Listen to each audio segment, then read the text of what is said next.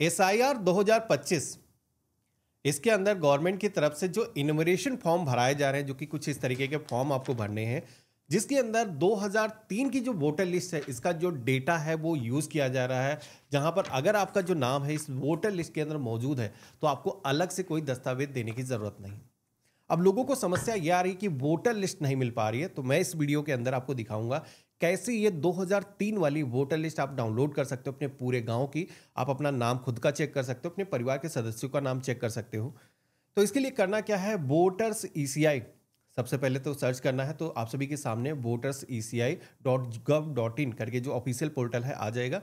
इसका लिंक हमने वीडियो के डिस्क्रिप्शन में और पिन कमेंट के अंदर दे रखा है, जहां से भी आप डायरेक्टली इस पोर्टल पर आ सकते हो।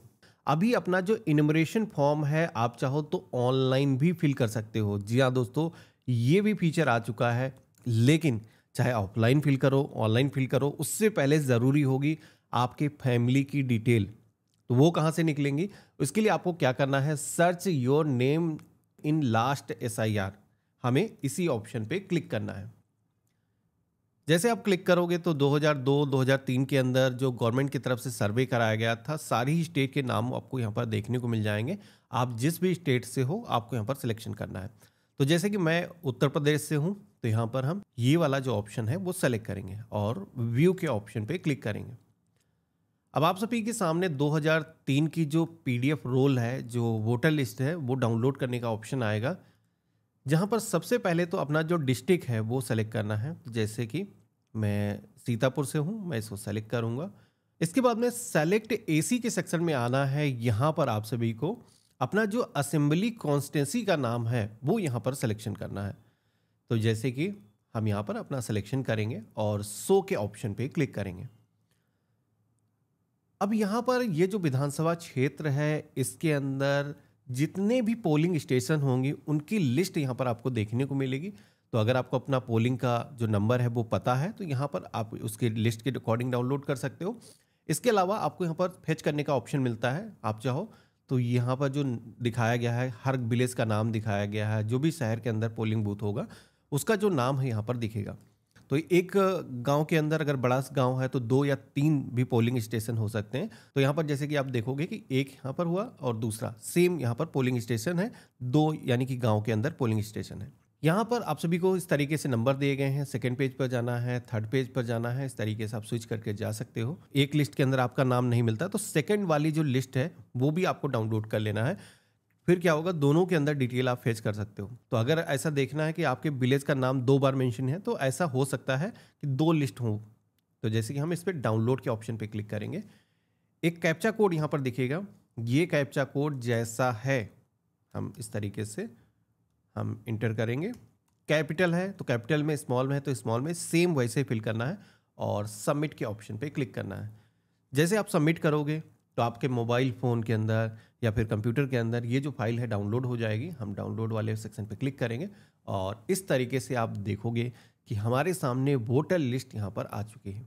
अब ये जो वोटर लिस्ट है वो कौन सी है, तो यहाँ पर आप देखोगे कि 2003 की जो वोटर लिस्ट है वो यहाँ पर है, यानी कि इसी की इलेक्शन कमीशन ऑफ इंडिया बात कर रहा है। इसके अंदर अगर आपका नाम है या फिर आपके मम्मी पापा का नाम है, आपके भाई का नाम है, तो उस केस में आपको कोई डॉक्यूमेंट देने की ज़रूरत नहीं है। नाम को खोजेंगे उससे पहले बता देता हूँ, इंपॉर्टेंट इन्फॉर्मेशन यहाँ पर है कुछ जो कि बाद में आपको ज़रूरत पड़ेगी।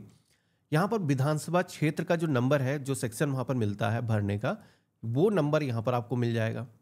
ये नंबर वहाँ पर दर्ज करना होगा। इसी के साथ में भाग संख्या यहाँ पर आपको मिल जाएगा। अगर इस लिस्ट के अंदर आपका नाम है तो ये दोनों डिटेल आपको यहाँ से उठानी है। भाग संख्या यानी कि जो पार्ट नंबर है जो मांगा जाता है वो आपको वहाँ पर दर्ज करना है। और ये AC नंबर का सेक्शन दिखेगा, जो 61 यहाँ पर जैसे कि दिख रहा, ये AC नंबर है, यानी कि असेंबली कॉन्स्टिट्यूंसी का नेम है। ठीक है, तो ये इंफॉर्मेशन यहाँ पर हम निकाल लेंगे। अब पेज में नीचे की तरफ आना है तो यहाँ पर आप देखोगे कि पुरानी जो लिस्ट है उसके अंदर गांव के जितने भी लोग हैं उनके जो नाम यहाँ पर देखने को मिल जाते हैं। यहाँ पर स्क्रॉल करना है और एक चीज़ आप देखोगे कि ये जो लिस्ट है इस तरीके से सिस्टमैटिक बनी हुई है कि जो भी गांव के अंदर, अगर आप एक कोना पकड़ लेते हो कि मान लो किसी का नाम आपको यहाँ पर मिल गया कि ये जो व्यक्ति है इनका घर आपके घर के आसपास में है, तो ऊपर नीचे आसपास में ही कहीं ना कहीं आपका नाम हो सकता है। मतलब ढूंढने में आसान तरीका आपको बता रहा हूँ, क्योंकि मैंने जब फाइंड किया तो मैंने देखा कि हमारे परिवार के जितने भी सदस्य हैं और जो भी हमारे घर के आसपास में लोग हैं उनके नाम एक ही जगह पर मिल गए थे। ठीक है, तो इस तरीके से आना है। लिस्ट के अंदर आपको सबके नाम दिखाए गए हैं, यहाँ पर आपको नाम को देखना है और जैसे कि एग्जाम्पल से मानते हैं ये नाम हमारा है। ठीक है, ये सारी चीज़ें डेमो में दिखा रहा हूँ, पब्लिकली डेटा अवेलेबल है, कोई भी आकर के चेक कर सकता है। तो जैसे कि ये नाम हमारा है, तो अब आपको करना क्या है, यहाँ पर ये जो नंबर दिखाया गया है ये नंबर आपको वहाँ पर फिल करना होगा, जो कि सीरियल नंबर जो वहाँ पर मांगा जा रहा है, मैं साइड में आपको दिखा दूंगा एडिटिंग के अंदर। तो यहाँ पर ये जो नंबर है आपको दर्ज करना है। तो ये 3 इंफॉर्मेशन है जो ज़रूरी है। हालांकि कुछ लोगों के आगे यहाँ पर वोटर आईडी कार्ड नंबर भी आता है, कुछ लोगों के आगे नहीं आता है। तो अगर आपके केस में दिख रहा है तो आपके पास में प्लस पॉइंट है, ये भी आप दर्ज कर सकते हो। अब यहाँ पर जैसे कि मैंने बताया कि अगर आपका नाम 2003 के सर्वे लिस्ट के अंदर मौजूद है, यानी कि ये जो वोटर लिस्ट है इसके अंदर मौजूद है, तो कोई दस्तावेज देने की ज़रूरत नहीं। अब मान लो इस लिस्ट के अंदर आपका नाम नहीं है, आपका नाम इसके बाद में जुड़ा है, आप उस समय 18 साल के नहीं हुए थे, तो इस वजह से आपका लिस्ट के अंदर नाम नहीं है। तो ऐसे केस में क्या करना है, आपको अपने परिवार के जो सदस्य हैं, अपने मम्मी के नाम देखने हैं, अपने पिता के नाम देखने हैं, अपने दादाजी के नाम आप देख सकते हो। तो यहाँ पर फैमिली का कोई ना कोई रिलेशन आपको मिल जाएगा। अपने चाचा के नाम आप देख लेना। तो यहाँ पर एग्जाम्पल के लिए मान लेते हैं कि ये आपके मम्मी पापा हैं। ठीक है, अब यहाँ पर आप सभी को जैसे कि वहाँ पर SIR का जो सर्वे का फॉर्म दिया गया है, जो नीचे की तरफ पहला सेक्शन मिलता है, अगर आपका नाम वोटर लिस्ट के अंदर मिल गया है, खुद का मिल गया है, तो ये वाला पहला वाला जो सेक्शन है वो भरा जाएगा। नहीं तो जो है मम्मी पापा की डिटेल अगर आप दर्ज कर रहे हो, तो यहाँ पर जो रिलेटिव वाला सेक्शन दिया गया है, जो सेकंड वाला सेक्शन दिया गया है, इसके अंदर डिटेल दर्ज करना है।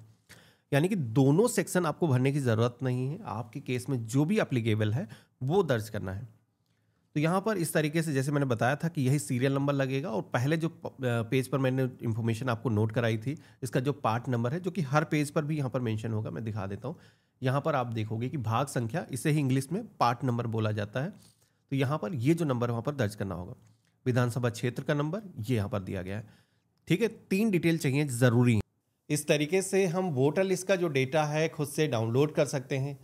अब इस वोटर लिस्ट के अंदर आपको अपना नाम या फिर परिवार के जो भी सदस्य उस समय थे उनका नाम अगर सम्मिलित था, तो यहाँ से आपको डिटेल निकालनी है। और जो इन्यूमरेशन फॉर्म आपको मिलेगा BLO से, हालांकि BLO अगर नहीं देता है तो ऑनलाइन भी आप भर सकते हो।